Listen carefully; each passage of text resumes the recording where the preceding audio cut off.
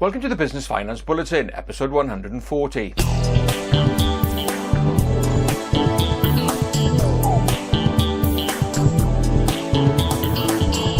Welcome again to the latest Business Finance Bulletin with me, Rob Warlow from Business Loan Services. In this bulletin, Santander Bank and crowdfunding, an increase to Funding Circle's maximum loan amounts, and bank lending to small businesses. Let's start this week's bulletin by taking a look at another example of a high street bank collaborating with the new kid on the block, namely a crowdfunding platform. Yes, Santander Bank have announced a collaboration with Crowfunder. Now, Crowfunder, just so you know, don't lend money to businesses. They are there to help charities and community groups raise money to support various projects that they have planned. It's a donation-based website, so you're not borrowing money. It's really there to help bring together charities and social groups with people who want to support the aims of that project.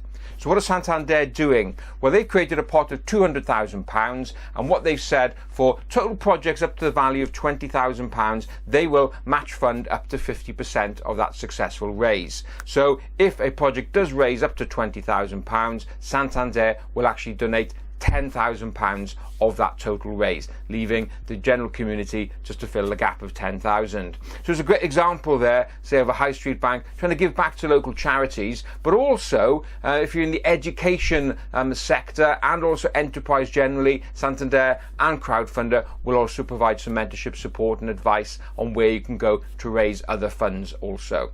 So if you are a charity or a social group and you want to know more about Crowfunder and also that collaboration, just go along to Crowdfunder's website, which is crowdfunder.co.uk.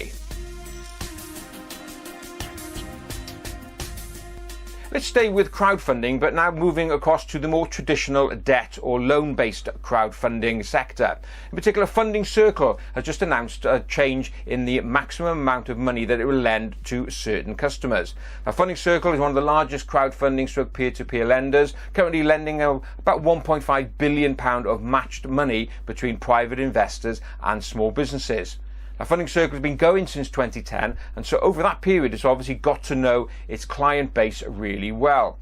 So up until recently, the maximum amount that you could raise through Funding Circle on its 5-year loan would be a maximum of £250,000 secured by a personal guarantee if you're a limited company.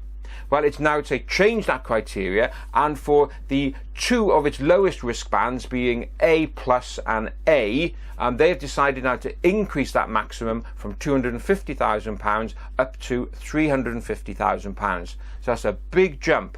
Obviously, a lot of benefits from going down the crowdfunding route. It's very quick, very simple, a great way of matching investors who want a better return on their money with small businesses who want a very quick, hassle-free answer. So a great move by Funding Circle. So if you want to know more, just go along to their website, fundingcircle.com. Alternatively, get in touch with us, info@businessloanservices.co.uk, and we'd be happy to discuss options with you and also walk you through the process. Let's turn back now to more traditional sources of lending that the high street banks are giving out to UK small businesses. Now, every month the Bank of England produces a number of statistics around how much banks are currently lending to small businesses. Now, the Bank of England defines a small business as that business turning over less than £25 million a year. Yeah, that's small, to give you an idea of the quantum that we're talking about here. So in total, as at the end of August, which are the latest figures that have just come out, banks are currently lending a total of £161.4 billion to small businesses in the terms of loans outstanding and balances drawn on overdrafts as at the end of August. Now, interestingly, over the last quite a few months, the amount of money that banks are increasing lending every month has been going up. And so there's been a net increase in the amount of money being lent. But in August, it fell back for the first time for a long time. There was a contraction of £400 million. But overall, on a 12-month basis, the banks are still lending 1.2% more than they were in August 2015. So there is some underlying growth, albeit that blip in August. Now, it can be blamed perhaps that contraction on a little bit of the summer period, July and August, but also probably the first impact from the Brexit vote as well, where perhaps during June and July, now small businesses took a little bit step back and thought, hang on, I don't want to borrow money. But as we know, the impact has been negligible as at the moment. So it's probably that we will see an increase in bank lending again to small businesses over the coming months. And my message is banks are there to support businesses with good business plans and a good, strong track record. So just don't assume that you're going to get a no.